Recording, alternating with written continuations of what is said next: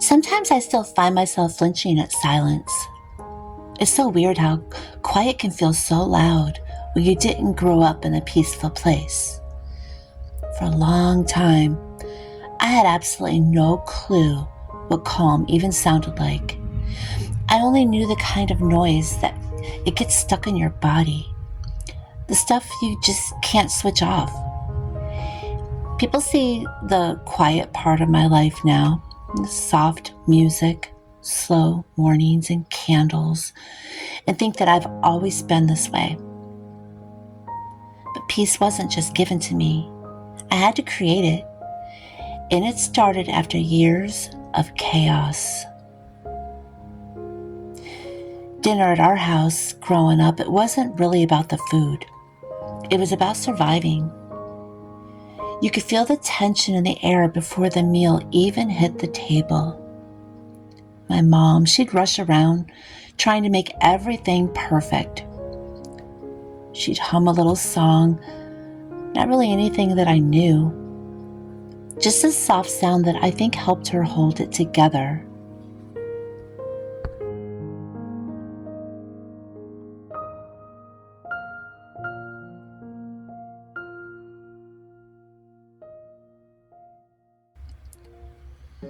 One night sticks out in my mind. I must have been, maybe 8 or 9. She'd been cooking all day. Chicken, potatoes, corn, and a chocolate pie. The house smelled like comfort, like maybe we could actually have a normal night. She even did her hair. I can remember thinking that maybe tonight it will be different. Maybe there'll be a nice dinner. And then the door slammed, and of course everything changed. He came in furious, didn't even say a word. You could just feel the anger in my father. My mom froze. He glanced at all the food on the table, and suddenly his whole demeanor and his face just switched. He started yelling that we couldn't eat, said the food wasn't safe, said she was trying to hurt us. He started throwing stuff, the food, the dishes, the pie. He just started putting it all in the garbage. Everything gone.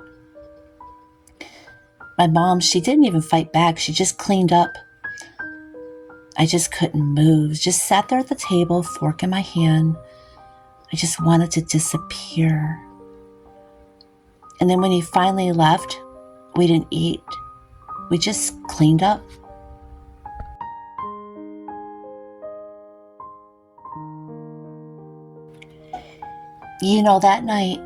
That night changed something in me. I stopped expecting good things to just stick around. Stopped looking forward to dinner. I learned to eat quickly and quietly, keeping my head down. It stuck with me as I grew up. Even after I had my own kitchen and my own life, I'd be cooking for my own family, and I still felt this tightness in my chest. I checked the oven 3 times, taste things over and over, apologize for even just the littlest mistakes. Not because I wanted everything to be perfect, but because I was scared of what could happen if it wasn't. When Tim came along, it took me a while to realize that I didn't need to brace myself anymore. He'd come in quietly, put down his keys, and kiss me on the forehead, and I'd still find myself waiting for the explosion that never happened. My heart would race for no reason at all. He'd ask if I was all right. I'd say I was just tired, but really, I was figuring out what it felt like to be safe. The first time I cooked a big dinner for us, I could barely breathe. I kept thinking about that old table, that pie that was thrown away, all of it. But he just sat there, calm, chatting about his day. And when we finally ate, I cried because it hit me. Nothing bad was coming. It was just dinner. Healing with him, it's been slow, not perfect, just real. He has never tried to fix me. He just stays by my side. When I get quiet, he doesn't push. He'll reach for my hand, make a joke, or just sit in silence with me. And somehow, that's enough.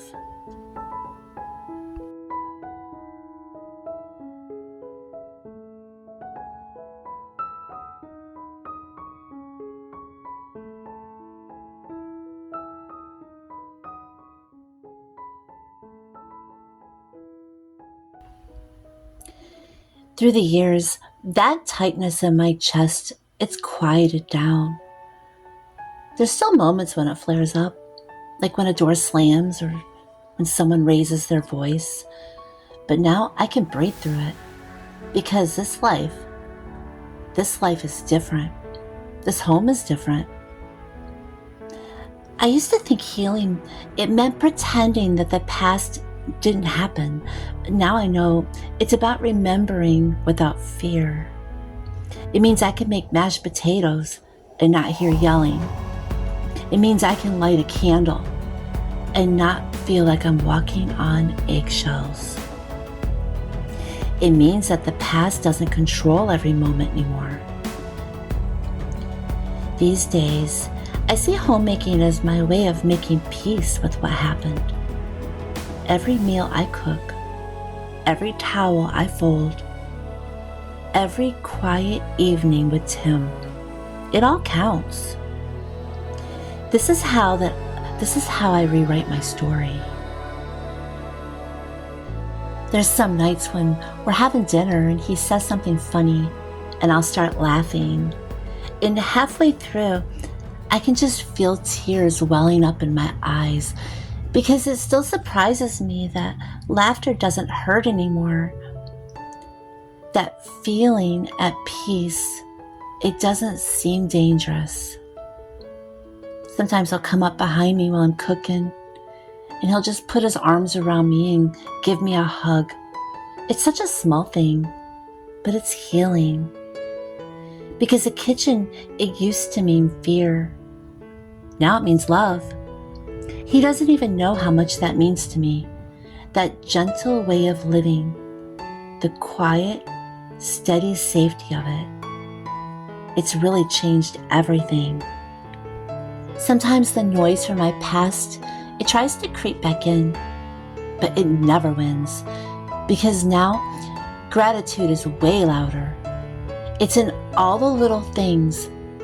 It's a dinner that ends with laughter. A door that closes gently. The sound of him humming from another room. That's what fills the space where fear used to be. I know that little girl who used to sit at that table is still inside me. But now, she gets to feel what a safe home is like. Now she can finally relax. So tonight when I set the table, I'm going to take my time. The house will be peacefully quiet. Tim will probably tell me how good everything is smelling, and I'll smile as always, and I'll realize this is what healing feels like. This calm, steady peace, this life that doesn't need to be loud to be good. If you are sitting here listening right now, and you've had the luxury of growing up in a home not feeling safe, if peace still feels like something you only deserve, I want you to realize it is possible. You can rebuild it, not all at once, but gradually, one small choice at a time. Start simple. Light the candle, make your bed, fold the towel a little slower. Turn on the soft music, open the window, let that air in. That's homemaking too. That's healing work. Peace doesn't mean that your home has to be 100% perfect. You don't have to get it all right. Those little silent rituals, washing down plates, brewing coffee, wiping the same counter over and over, they matter more than you could ever know. They remind your body that life can be soft.